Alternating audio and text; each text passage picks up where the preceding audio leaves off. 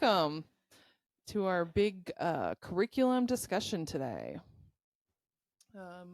We are going to go over all things curriculum and kind of figuring out how to get into homeschooling. How do you even start? What do you pick? Where do you go? What kind of curriculum do you need? It all is going to vary by family. So Trial and error too. yes, Like you could start a curriculum in 1 year. That's cool about homeschooling, and the next year you change it all up.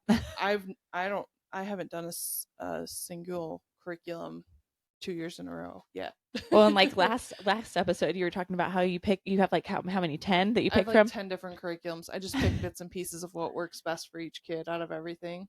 And also my daughter's very, very into art. And so I have schoolhouse teachers where the art classes are, 10 classes long or whatever. And she does those all on a Friday. And then next week, she wants to do more. So we're constantly looking for new art curriculum. But we've gone through almost everything that Schoolhouse has for first grade and second She grade. does that Art Hub on YouTube though, right? Yes. Oh, my kids love Art Hub for kids. Oh, they're always on there. You think she's a little artist now because of that YouTube channel. She's always drawing faces and people now and things she'd never even thought to draw before. It's pretty cool. Yeah, it gives you a lot of inspiration. Yes. And they're guided and they're kid friendly, which I appreciate. And there's things that, we've been doing art classes together. Like I had her do we had like a classical art. So like we did like Michelangelo. And so she had to lay on the ground and draw. Like we taped a piece of paper under the chair, and so she had to draw laying on her back and stuff. I love that. That's like adding history to it too. Yeah, that's cool. So we've done different things like that, but like this one really just shows her in detail how to draw like really specific things. It's really changed everything about her art style, that online one. So thanks for introducing you to that. Yeah. But we want to kind of just discuss different curriculum options here. So like I was saying, I do like 10 different curriculums. One of the things, since my kids are still little,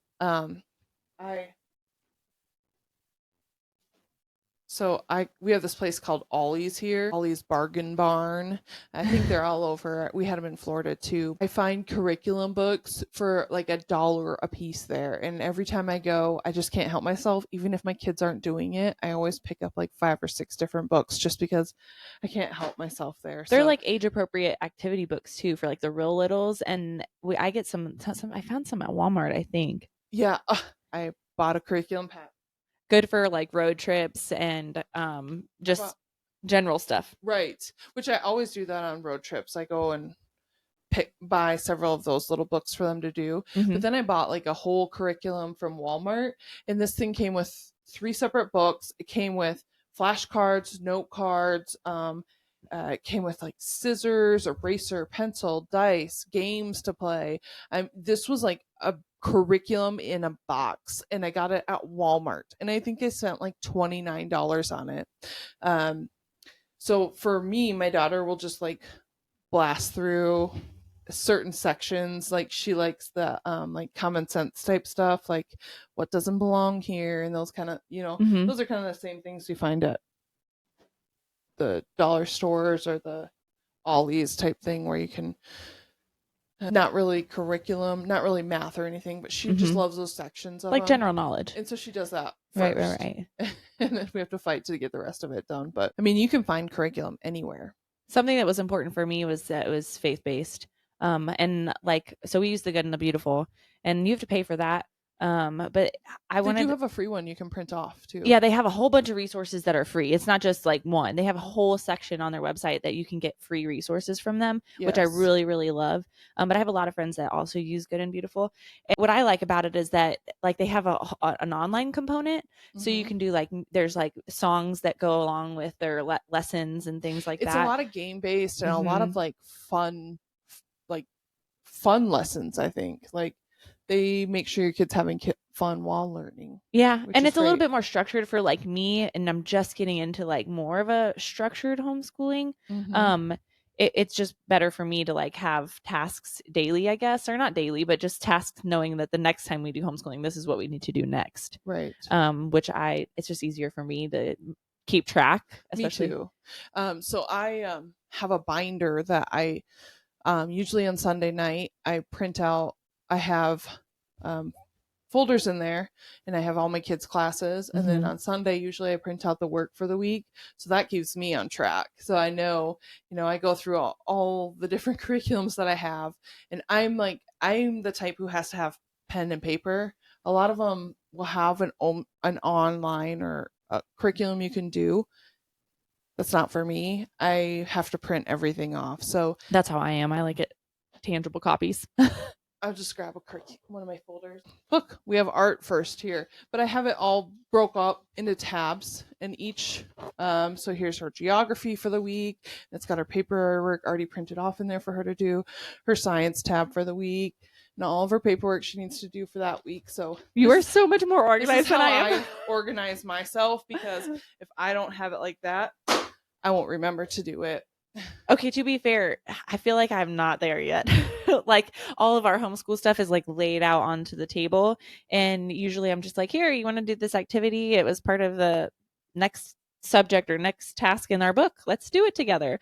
Mine is very unorganized, but my oldest is just going to be starting kindergarten in August. So if I could leave it out all week, that would be helpful too. But I'm so anal about having the room cleaned up when we're done. Our homeschool room is the very first room you walk into in our house, and so I am always cleaning it. But that's because I'm a weirdo.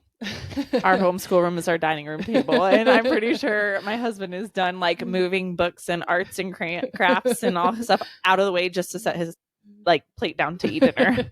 He's very well over that. But see, I have to have it more organized than that, or I'll just set it in a pile and it'll be forgotten about for 6 months until I go through that pile. And see, I feel like if it's not on the dinner table, we'll just forget about it, because like you have to see it when you come downstairs, or right. You want to eat breakfast, there's your homeschool stuff right there. Yeah. It's just not very organized, but it keeps us doing what we need to do. It keeps us on task. So yes, but I feel like it's like The Good and the Beautiful, they had a lot of free resources. Something that's really cool about homeschool curriculum, depending on where you get your curriculum from or where you choose to get it from, you can pick different price points or how involved you want to be. I know we were just talking about there's even ways, if you're just getting into homeschooling or you have an older student that's in public school and you're trying to get them and transfer them into homeschooling, right? There's different options for that. If you are like full-time working, there's hybrid programs. I mean, 2 years ago my son did it all online, so he did it through Power Homeschool, which Becca is another one I think that you do it online. Yep. So I mean, if you're working and you want to be able to track, like the Power Homeschool was great for us. Like I had an app, I saw every piece of schoolwork he did every day. I saw how well he did on it. It automatically grades it. It puts it in a folder at the end of the year. It prints off achievement awards, and it was really great for being organized, and it was really easy for me to see what my kid was doing. That would be a great one for parents who are working. Yeah, that's what I was worried about. Like if you had an older student that you were transitioning to homeschooling, but you work full time, what do you do? Yeah. Yep. You find some kind of program like that. Mm-hmm. The answer I don't have is, for parents who have younger kids and they're working and they want to homeschool. It's so hard because once you're done with daycare, daycares will only accept kids up to 6 or 7 years old through the day. And then what?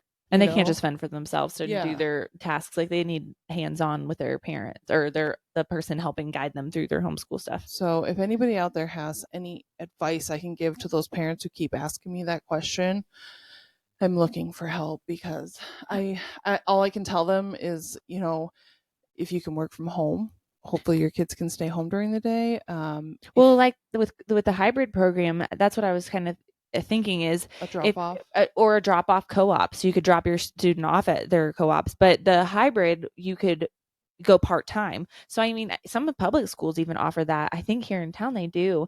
But you can go 3 days a week you're in school and the other 2 you're at home. So if you're still having to work, if you can transition to like a hybrid schedule at work, even I know after COVID happened, a lot of work, like several members of our family ended up working from home part-time. Like they would be in office 3 days a week and home 2 days a week. But I think some schools even offer programs like that. You just have to. Yeah, I can't find my list here, but if I could steal this. Yeah, go ahead. So there is a Florida one that it's all online, and you can use it no matter what state you're in. They have a really good one. I can't remember. I think it's just Florida Online. Florida Public Schools Online or something like that. My son did actually use that for a little bit when we were in Florida. Is it Florida Virtual? Florida Virtual, yes. Oh, I applied to them. Yeah. When I was teaching and then COVID hit, I was like, well, maybe I should go back part-time because I could have it was hybrid. Yeah. So I could have worked part-time teaching math and then still stayed home with my kiddos. Yeah, and that's a good one you can use. They now have opened it up to, I think, almost every state you can use. I did not know that. That was only a few years ago, and it was Florida local only. Yeah. That's really cool. 2021, I know they were available in like Tennessee, North Carolina, South Dakota. There was like a select amount of states, but now I think that they're open to every state. Wow, that's awesome. That's a really good resource. Yeah. So going over these different curriculums, there's tons of them out there. Tons. I did do a blog post on them, so you can go there and you can look, no matter what you're looking for. If you're looking for free, if you can't afford much, I have a section for free. I have a section for kids with autism. I have a section for high schoolers. I have a section for kindergartners. Secular or religion based, whatever you're looking for, I should have it on the list. And if there's something that's missing, please let me know. I would love to add it so that it's a great resource for everybody who's looking. But you can find that on our website, like mikemoms.com. It's a very long list of curriculum, and it kind of goes through into what each one offers. So it's a good place to start if you're looking. Have you ever looked at the classical philosophy for homeschool education? No. Really? I have a few friends that have done that, and it's so interesting to me because it's like old school. Okay. Yes. Like bringing education back to like the little schoolroom education. And it's fascinating to me. I will have to dig into that further. I haven't. There's just so many different options and styles out there. It's like I would have to take a couple weeks vacation away from my family just to spend enough time out there reading about all of them. I like it because I think even in their co-op, instead of having it like grade specific, the older kids are with the younger kids. Because back in the old schoolhouse school, right? They had age ranges. That's kind of Montessori style. Yeah, too. It was really, really cool. Huh, that's interesting. I don't know. It's something I like for a co-op here. Yeah. Might be fun. Yeah. Also, there's different, I know we touched on co-ops in our last one, but there's like farm schools. So the outdoor co-op stuff is getting really popular now. Yeah, we have a big one here where all winter long, even they're wearing long johns and they're outside. They're doing their schoolwork outside and they're working. I and they're love playing that. So that's a new style of learning too. We kind of talked about it in our little group to get more involved with like the farming. Right. Yeah. And I know my boys would really love that. Yeah, we talked about starting up. Well, we were going to help out a farmer, and so along with that, we talked about doing a stand at a farmer's market to teach the kids entrepreneur skills and how to sell things. And so not only the farm skills like gardening, and I mean, I think wasn't he going to do canning and things like that, and livestock animals and things. They could also do the farmers market, like you said, and do the entrepreneurship side of it, which is really cool. Think about how many lessons just all in that. Schooling, but yeah, it's a lot of like hands-on life learning and schooling all in one. It's a really cool program. Something people should think about maybe starting in their own area, and maybe we can put together a pamphlet on how that works and what it would look like. Like what the state does the state regulate how co-ops get started? Yes. Like to be recognized by the state, I think they have to have a certain like paperwork and things like that, right? They have to be labeled some kind of numbered like 1038 CB. I don't know. It'd be interesting to learn how to do that though for people that don't have co-ops in their area to get a group together to start one. Well, our co-op at our church is actually going through that right now. They're looking to be federally noticed so that they can be an umbrella school too. Yeah, see, that's really cool. So that's kind of the same steps that you would do to be recognized. But then the other one we go to, it's just parents, and I don't know that they I don't know that that's their focus. I think they just focus on the day-to-day like teaching of kids and just kind of making it through that. Mm-hmm. So there's lots of different curriculums to choose from, and we kind of got over some of the top ones that we would we like to use. Mm-hmm. Like I said, I use Schoolhouse, which the thing I like about that is it's a box school. So in it, there's from preschool all the way to 12th grade, and there's 400 classes. So, I mean, really all I have to do is I have to go on there, open one class, and it gives me a checklist. So this is what you do this week, check. This is what you do next week. This is what you do the week after. And it has so many options. You can go more religion based, or you can go more secular, or you can go traditional. I mean, there's so many different options there. For my son, like I let him choose like algebra or geometry or whatever it is. There's different classes for everything. And that's where my daughter has already gone through all the different art classes for her grade. So we might have to step up and move into 4th grade, maybe, I think is the next one that we have. But she's currently in 1st grade. So I like those because I like the box ones. I don't want to have to put a bunch of thinking into it. I want it to just be, I open it and it's ready to go. But I do see some things lacking in there. That's why I pull from different curriculums. And plus, my little one's only in preschool, so he doesn't need something that extensive. So that's why I do different books that I find places. And The Good and the Beautiful's one too. Easy Peasy has a lot of online resources. Yeah, I've heard of that one. They're free. There's a lot of free resources for the younger kiddos, for sure. And then if you want more guided, I feel like some of them, I mean, depending on your price point, you can get them for relatively inexpensive. Yeah. The Schoolhouse one is fairly expensive. I paid, I think, over $200 for it for the year. Per kid, or just for the whole access for everything? I feel like that's pretty good if you have multiple kids on the program. I think that's like one of the most expensive ones out there, though. So, like, I mean, if you can afford really that for the whole year, right? It's really not that bad. And then you can find ones down to, where you're paying for a class or you're paying smaller amounts. I think per grade level, like, but for good and beautiful, I paid for each kid. So by the time I bought books for each, because you really can't reuse them because it's like a booklet that they write in. I want to say it was like $60 a piece. So that's $120. Really? Yeah. Yeah. But I mean, it comes with a whole bunch of different things on it. It's not just general knowledge. There's math, there's the little songs that go with it, and there's an online portal that you can go into. So it comes with a lot of different things. I just printed off some of their free online resources. That's good that you've tried it, because that's one of the top ones out there. That's one that I kept seeing come up over and over. It's a good place to start for littles, I feel like, if you have younger kiddos. The same with Easy Peasy. That one is completely free, and they have a ton of things for you to do. So like there's the Khan Academy also. I use that a lot as a teacher, Khan Academy. I pulled a lot of resources from them. I think they can have a paid, do they have a paid membership, and then free resources too? Same with IXL. I learned about that when my son was in public school, and we kind of pull some resources from there too. They have fun games for them to play and different things. Oh, you know what? Speaking of that, we went to the local library, and they have their computers with their computer games on there. So I looked up how you can download those computer games at home. Oh, nice. And so they have programs and stuff too. And those are like all educational games. So I know my kids like to be on technology occasionally. Yeah. And so I'd prefer it to be like educational. Yeah. And so they have a ton of games and stuff. And I think they even have a program from there that if you're homeschooling, it's discounted. Oh, really? Yeah. Oh, that's nice. Oh, we kind of talked about if you were going to go hybrid, like transition from public school to homeschool. And we both had a little bit of a different opinion on that. Because I was thinking hybrid would be the best way to transition.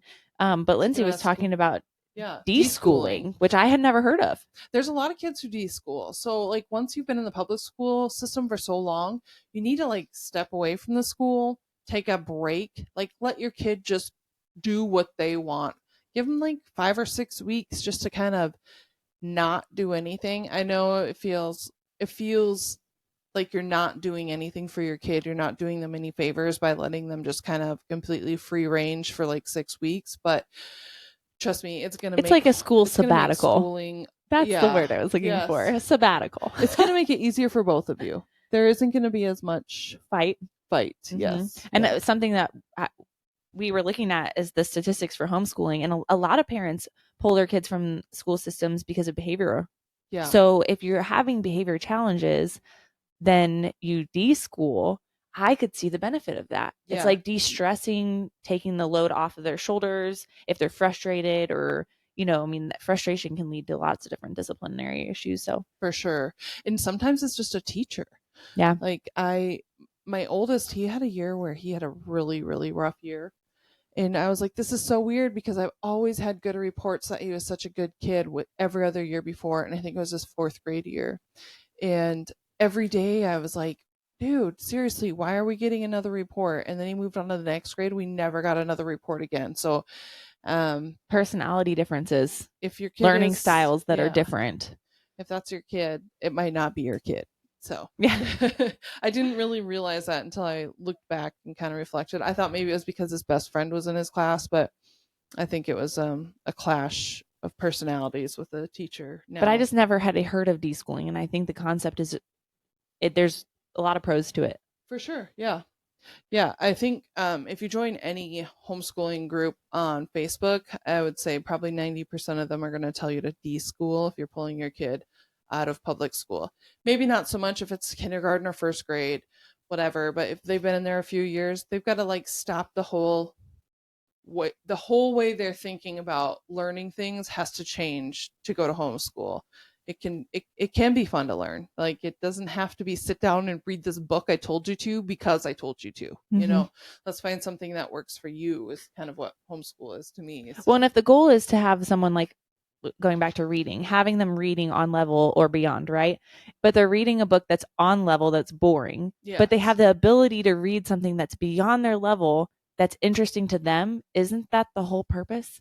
Yeah. Like, isn't that the goal anyways? Yes. Yeah. So what's the point if they have to read something that is like at a 1st grade level because they're in 1st grade, but they really enjoy this 3rd grade level book? That's supposed great. to be important, right? Yeah, let them do it. Yeah. That's what I love about homeschooling is just making it work for your kid however it works for your kid. It's more, you can have it more individualized and interesting. It can be fun again. Learning can be fun.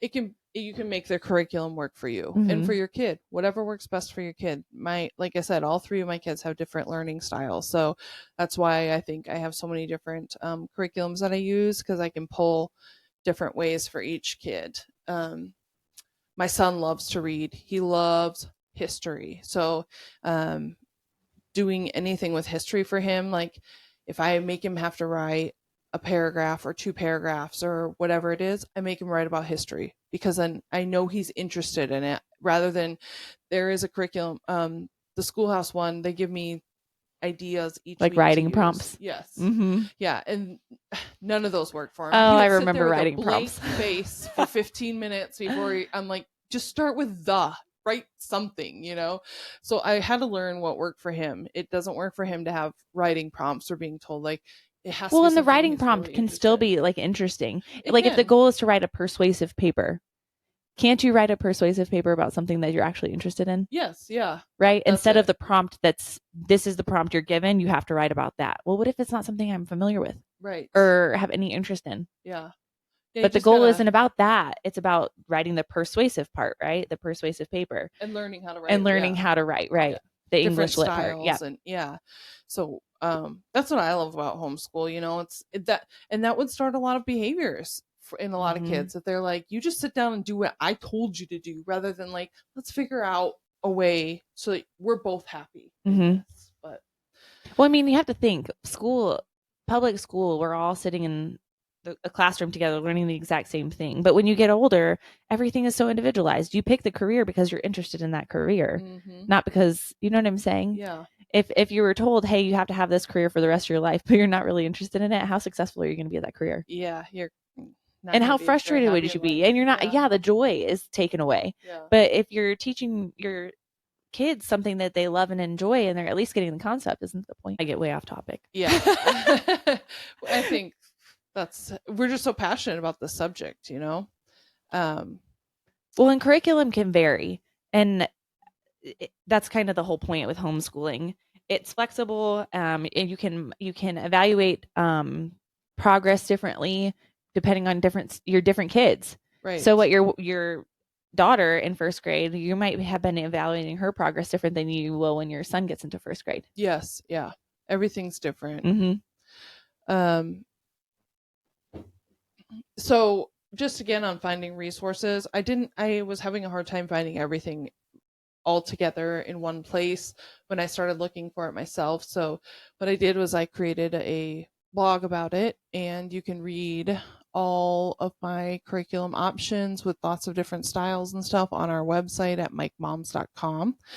And also you can find lots of support on our Facebook group at Homeschooling More Than Motherhood. So I suggest you join both of those if you're really struggling here for some guidance or somewhere to go, or looking for curriculum suggestions. We would love to have you there and give you some suggestions. But do you have a quote of the week for us? I sure do. I home educate not to prepare my children for tests, but to prepare my children for life. That's exactly what we talked about all day. Yeah. It's like perfect.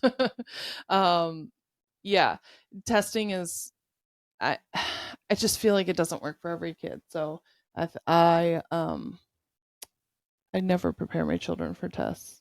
I am always preparing them for life. Isn't life a test? Yeah. In its own way. You know what I mean? A test of strength, a test of patience.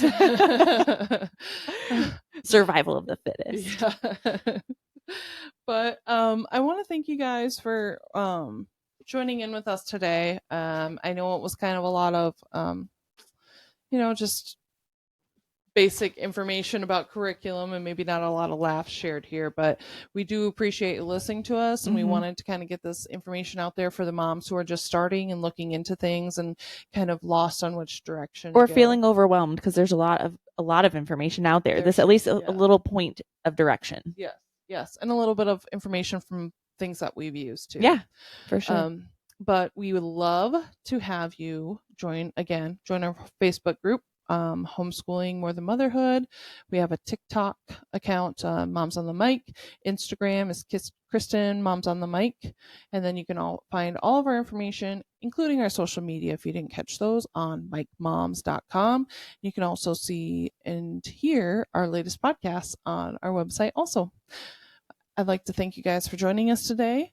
Next week, we're going to be talking about balancing homeschool, chores, and just the guilt of not being able to complete everything you had planned to complete that day. Your to-do list. Yes. Daunting to-do list. Feeling like you should have got more done than you didn't. Yep. How do you deal with that? How do you move on from it? How do you get over the perfect homeschool that you've seen online and just kind of go with your flow and figure out how to make it work for you? So we're excited to have you guys here for that one. It's going to be a lot more of Kristen and I talking about our life experiences and what we see. So yeah. Thank you guys for being here, and we'll see you next week.